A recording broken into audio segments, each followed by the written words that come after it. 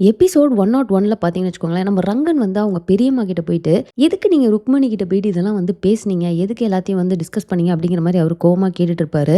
அந்த இடத்துல அவங்க சொன்ன பாயிண்ட் வந்து சூப்பரா இருக்குங்க. "நீ வந்து ஃபர்ஸ்ட்டு துளசிய பத்தி யோசிச்சியா? உன்னோட லைஃப்ப பத்தி நீ யோசிச்சியா? துளசி வந்து நியூஸு, மீடியா அப்படின்னு சொல்லிட்டு எவ்ளோ ப்ரெஷரு அண்ட் அவ்வளத்தையும் தாண்டி வந்து உன்ன விட்டு போகாம உன் கூடயே வந்து அவ இருக்கால்ல. ஒரு வேள அவ போயிட்டா அப்படின்னா, நீ தனியா தான் நிக்கணும். நீ கண்டிப்பா ஒரு நாளைக்கு அத பத்தி வருத்தப்படுவ." அப்படின்ற மாரி அவங்க சொல்லுவாங்க. அது ரொம்பவே ஒரு வேலிடான பாயிண்ட்டா தாங்க இருக்குது. அடுத்து பார்த்தீங்கன்னா, நம்ம தங்கம் அண்ட் மணி இருக்காங்க இல்லையா? ஸோ அவங்களுக்குள்ள ஒரு டிஸ்கஷன். அதாவது நம்ம டெய்லி சண்டை போட்டுட்டே இருக்கோம். இது எனக்கு புடிக்கவே இல்ல. ரொம்ப டயர்டா இருக்குது. இன்ஃபாக்ட் எனக்கு சண்டை போடுறதுக்கு தெம்பே இல்ல அப்படிங்கிற மாரி நம்ம மணி சொல்லுவாரு. அத கேட்டுட்டு தங்கம் வந்து எனக்கும் அதே தான் ஃபீல் ஆகுது. எனக்கும் சண்டை போடுறதே சுத்தமா புடிக்கல அப்படின்னு சொல்லிட்டு அவங்க வந்து கைய நீட்டுவாங்க.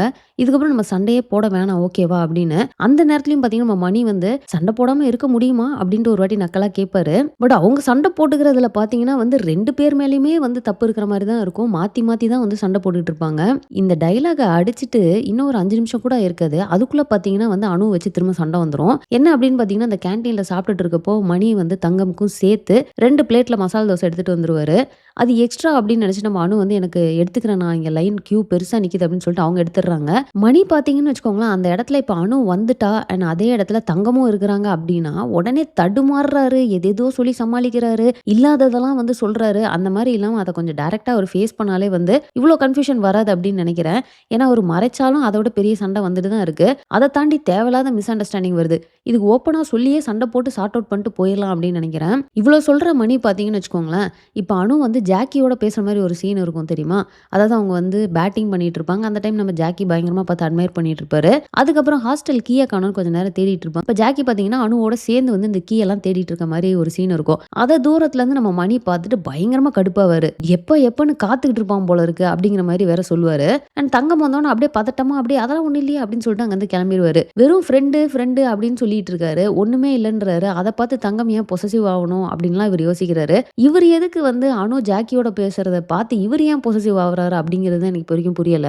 சோ இத தாண்டி பார்த்தீங்கன்னா, நம்ம துளசி கிட்ட வந்து ராஜீவோட அம்மா வந்து போய் பேசுவாங்க.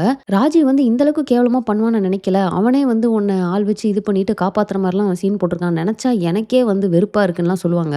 நம்ம துளசி ரொம்ப கிளியரா ராஜீவ் கண்டிப்பா என்ன உண்மையா சேவ் பண்ண தான் நினைச்சாரு. இது அவரு பண்ணது கிடையாது அப்படின்னு சொன்னோம்னா, அவங்க அம்மா கொஞ்சம் யோசிக்கிற மாரி காட்டியிருப்பாங்க.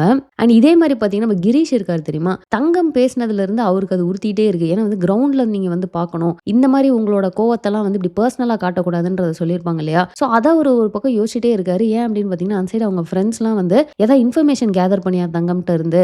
எம்என்சில என்னதான் நடக்குது அப்படின்லாம் கேட்கிறப்போ, இவர் அப்படியே சைலண்டாவே இருக்கிறாரு. ஏதோ யோசிச்சுக்கிட்டே இருக்காரு. அங்கிருந்து எந்திரிச்சு போயிடுறாரு.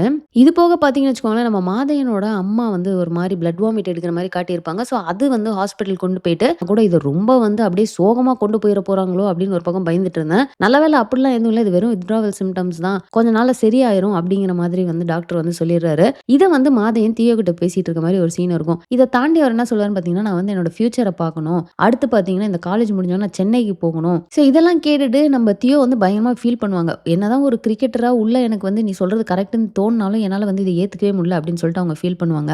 இன்ஃபாக்ட் மாதையன் பார்த்தீங்கன்னா, நான் இத பண்ணா தான் வந்து எனக்கு எங்க அம்மாக்கு ஒரு நல்ல பையனா, உனக்கு ஒரு நல்ல பாய் ஃப்ரெண்டாவும் நான் இருக்க முடியும் அப்படிங்கிற மாரிலாம் சொல்லுவாரு. எல்லாமே ஓகேங்க. சூப்பர் கரெக்ட்டா தான் இருக்கு. பட் எனக்கு என்னன்னா இந்த பக்கம் தியோவுமே வந்து கிரிக்கெட்ல அவங்க ஒரு விஷயத்த ப்ரூவ் பண்றதுக்காக இன்ஃபாக்ட் கேப்டனா வேற இருக்காங்க.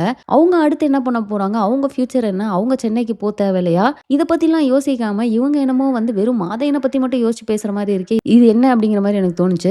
அண்ட் கடைசியா பார்த்தீங்கன்னு வச்சுக்கோங்களேன், இப்ப இந்த ரிஷியோட பொசிஷன யார் எடுக்க போறா அப்படிங்கிறது தானே டீமுக்குள்ள செம்ம பிரச்சனையா போயிட்டு இருந்தது. ஸோ அது ரிலேட்டடா பார்த்தீங்கன்னா, நம்ம ரங்கன் வந்து ரிஷியோட பொசிஷன எய்தர் மணி, பாண்டு இல்லன்னா ஜாக்கிக்கு தான் நான் குடுக்கலான்னு இருக்கேன். நீங்க எப்படி பெர்ஃபார்ம் பண்றீங்களோ அத வச்சு நம்ம டிசைட் பண்ணிக்கலாம் அப்படிங்கிற மாரி சொல்லிடுறாரு. ஸோ இப்ப இது என்ன அப்படின்னு பார்த்தீங்கன்னா, ஆல்ரெடி ஜாக்கிக்கும் ஜூனியர்ஸ்க்கும் ஒரு பிரச்சனை போயிட்டு தான் இருக்கு. இப்போ மணி அண்ட் பாண்டுன்னு சொல்லிட்டு அவங்களுக்குள்ளாரயே காம்படிஷன கொண்டு வந்துட்டாங்க. இது எங்க போய் முடிய போகுதோ அப்படின்னு தெரியல. ஸோ அவ்வளோதாங்க எபிசோட் 101ல நடந்த எல்லாத்தையுமே நம்ம பார்த்துட்டோம். இந்த வீடியோ உங்களுக்கு பிடிச்சா லைக் பண்ணுங்க. அண்ட் மறக்காம சேனல சப்ஸ்கிரைப் பண்ணி என்ன சப்போர்ட் பண்ணுங்க. தேங்க்ஸ் ஃபார் வாட்சிங். Bye by.